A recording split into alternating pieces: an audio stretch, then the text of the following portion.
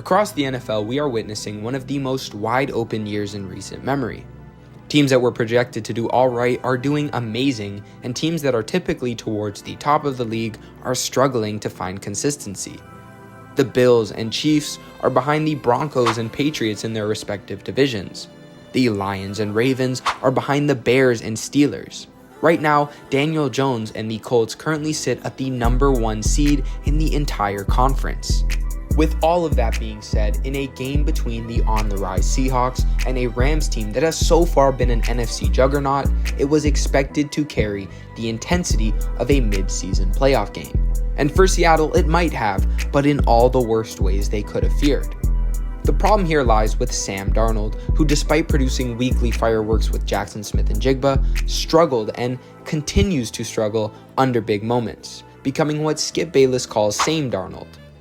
After lighting up the beginning of the season with crazy stat lines and a genuine case at MVP, Darnold seemed like he had finally figured out how to stop seeing those infamous ghosts that once haunted him in New York and eventually would haunt him in the playoffs in Minnesota. With all that being said, when Darnold threw 4 picks, national conversation remained very predictable about him. These same fans that have been suspending their belief in the former draft bust felt this performance was almost inevitable, especially against McVay's Rams, who have bested him time and time again.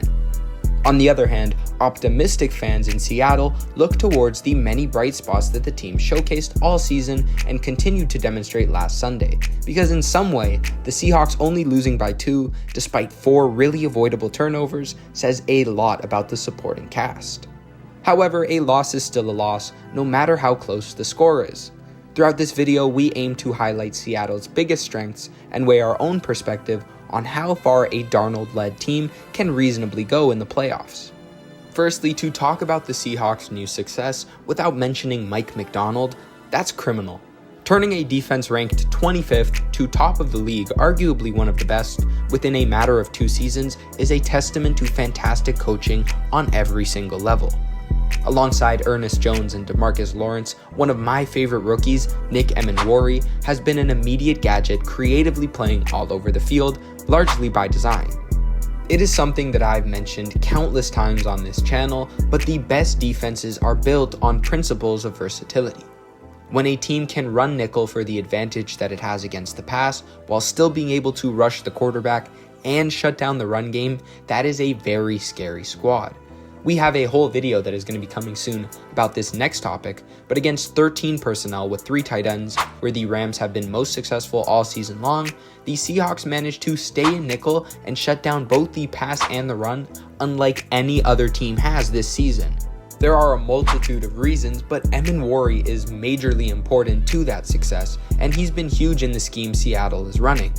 A true Swiss Army knife when his insane athleticism is mixed with his ability to be everywhere on the field, he becomes a monster at the safety position that fits that role of modern defensive back that we talked about in one of our previous videos. In big nickel formations, when the Seahawks roll out 3 safeties, that's where Emenwari was originally most effective, getting time as a kind of linebacker almost, playing close to the line and covering receivers and tight ends as well. However, when Witherspoon was sidelined due to injury, Emenwari got the chance to show off some elite ability in the slot.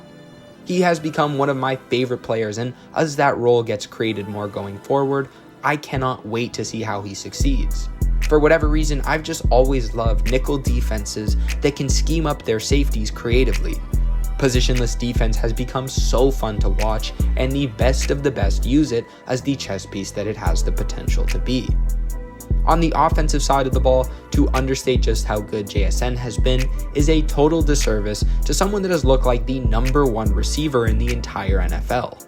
Adding Shaheed was a fantastic move to strengthen an already fantastic offense, but I don't want to let that take away from Jackson Smith-Njigba.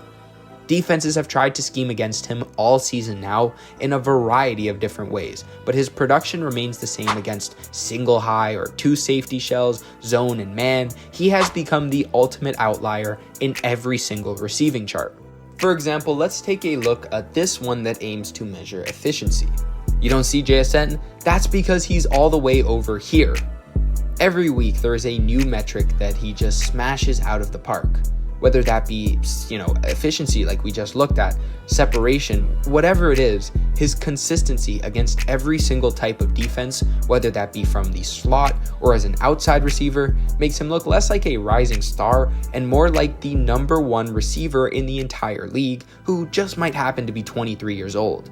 You cannot take this guy out of a game, and teams have been trying.